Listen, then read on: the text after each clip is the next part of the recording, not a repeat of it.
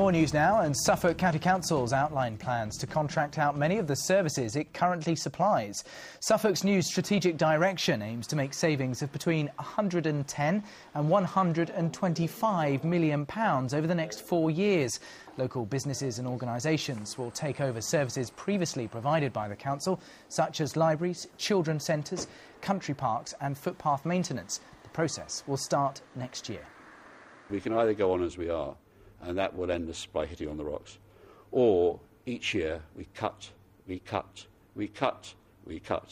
until there are no services left to deliver.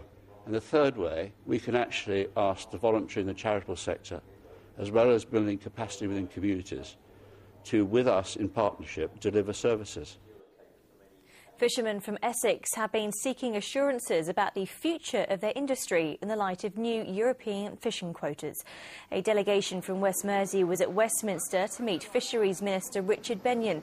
They claim fishing quotas from Brussels mean more work for bigger boats and fewer fish for them.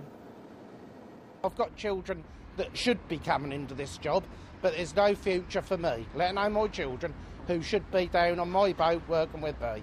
So we need additional quota out of the UK share that comes from Brussels. There's people holding quota that don't even own fishing boats. Prince Charles has been in Norfolk today. His Royal Highness was at Sandringham to present Afghanistan campaign medals to service personnel from the 1st Battalion The Mercian Regiment. The soldiers have recently returned from a 7-month deployment in Helmand Province, as Alpa Patel reports.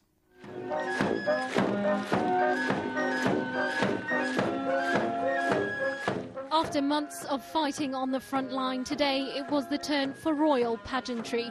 These were the men of the 1st Battalion The Mercian Regiment, here at Sandringham to receive their campaign medals. Prince Charles is Colonel-in-Chief of the regiment, and he honoured around 70 soldiers who've returned from Afghanistan after a 7-month tour of duty. Accompanying them was their regimental mascot, known as Private Derby 28. He has misbehaved on important occasions in the past, but today, in front of the Prince, he was the model ram. And it wasn't just Private Derby who enjoyed the occasion. It's really nice for us, to have our medal ceremony in such a nice place as these grounds. It was pretty touching, and it's good to see that some of the lads who were injured were actually able to make their way down here as well. As Colonel-in-Chief of this regiment, the Prince takes a great interest in the Mercians, who recruit from the northwest of England. He wrote to all our wounded soldiers while they were at Headley Court or at Selly Oak to make sure to find out how they were doing, and he really does care a huge amount about those soldiers in his division. Well, after the medal ceremony, the Prince attended a private ceremony inside Sandringham House in the ballroom with the bereaved families of the 12 soldiers who were lost, and presented those families with the Elizabeth Cross. As for whether the Prince had anything to say about that royal wedding, he was predictably tight-lipped, perhaps wanting the attention of the media, focused firmly on those honoured today. Alpa Patel, Anglia News, Sandringham in Norfolk.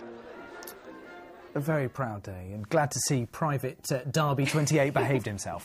Anyway, a project in Norfolk is helping young ex-offenders to learn building trades so they can find a job. The Our House initiative started a year ago and has employed over 60 young people in renovating an old house in Norwich. Serena Sandhu went along to see the work in progress.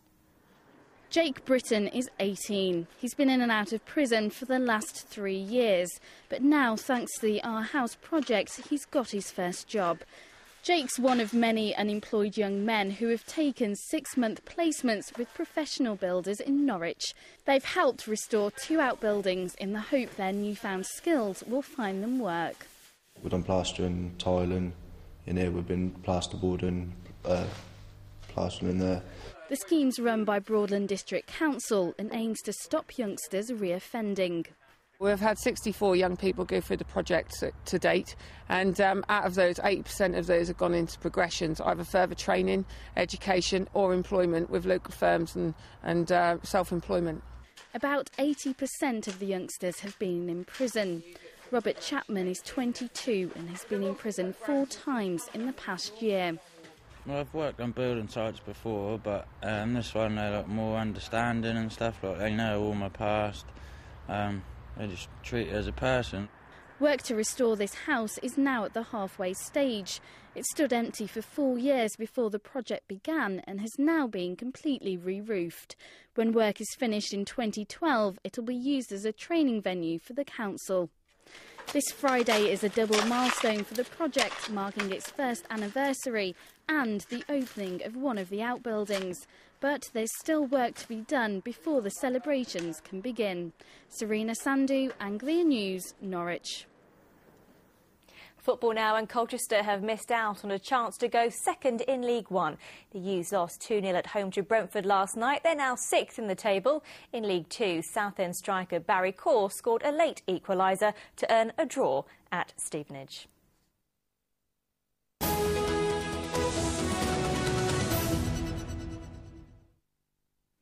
Now to People's Millions, where